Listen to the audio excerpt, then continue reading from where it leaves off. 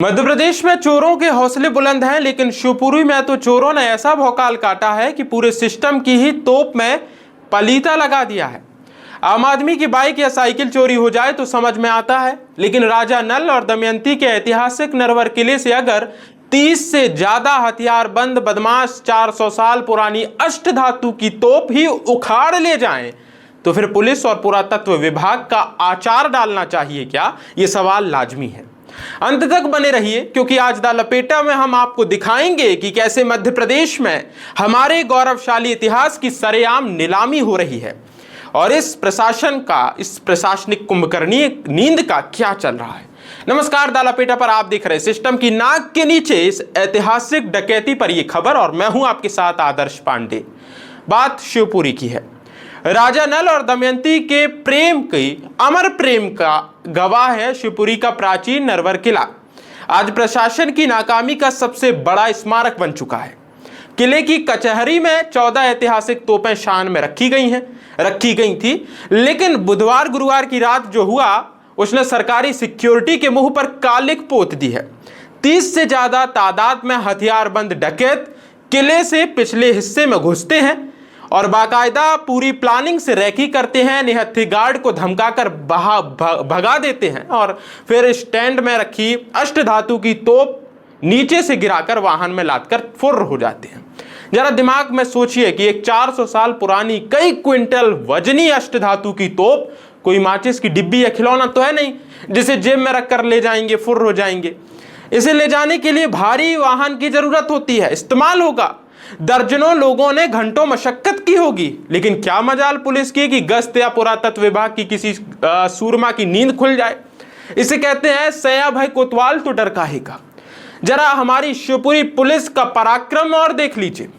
Additional SP Sanjeev मूल साहब कैमरे पर आकर कह रहे हैं कि रटा रटाए सरकारी कैसेट है, वो है ये कि चौकीदार की शिकायत पर मामला दर्ज कर लिया गया है, चोरों की तलाश जारी है। अरे साहब, जब 30 हथियारबंद लोग किले पर कब्जा करके तोप लाद रहे थे, तब आपका खुफिया तंत्र पुलिसिंग क्या भांग खाकर सो रही थी? अष्टधातु की अंतरराष्ट्रीय बाजार में कीमत करोड़ों में होती है। यह काम किसी लोकल या टुटपुंजी एक चोर का नहीं है, यह किसी बड़े और संगठित स्मगलर सिंडिकेट का है, जिसे शायद कहीं ना कहीं खाकी या खादी का आशीर्वाद भी प्राप्त हो सकता है। यह सिर्फ एक तोप नहीं है, बल्कि मध्य प्रदेश के माथे पर जो ये घटना हुई है, ये कलंक है। सुनिए क्या कह रहे हैं। देखिए, अभी मौका मुलाहिजा करने के बाद ये स्पष्ट हुआ है कि जो है यहाँ पे जो चौकीदार जिनको होना चाहिए, रात्रि ड्यूटी में होना चाहिए था, वो रात्रि ड्यूटी किसी कारण से नहीं कर पा रहे थे और इसी वजह से जो है चोर आके जो है चोरी करके गए हैं। बट अभी हमने संज्ञान लिया है मैटर को, तो देखेंगे अभी आगे क्या हकीकत में क्या निकलता है। आप मौके पर पहुंचे मैडम, ये चोरी है या लूट है? पहले तो एक ये देखिए, लूट की डेफिनेशन अगर आप देखो तो लूट तब होती है जब आप किसी की ज़िंदगी को डेंजर में डाल के चोरी करते हैं। तो यहाँ पे इट वाज डेजोलेट किला, रात का टाइम था, चौकीदार थे नहीं, तो चोरी हुई है ये। और कितने लोग थे ये हम स्पष्ट नहीं बता सकते, बट अमूमन हमको जानकारी मिल रही है कि 8 से 9 लोग और विद द हेल्प ऑफ क्या बोलते हैं उसको, काट, उसको जो है लेके गए हैं। और ये भी शायद तस्दीक कर दिया जा सकता है कि इसको इन लोगों ने पहले निकाल के रख के फिर कल या परसों की रात दरमियान में जो है इन्होंने वारदात की है। तो क्योंकि अभी ये एकदम ऐसा जगह है जहाँ पे कैमरास वगैरह की कोई उपलब्धता है नहीं, तो हमको केवल लोकल और ग्राउंड इंटेलिजेंस पे डिपेंड होना पड़ेगा। तो that is what we will do. और मैडम, जिस दिन वो उसको नीचे स्टैंड से उतारा गया था, उस दिन चौकीदारों ने थाने में सूचना दी गई थी।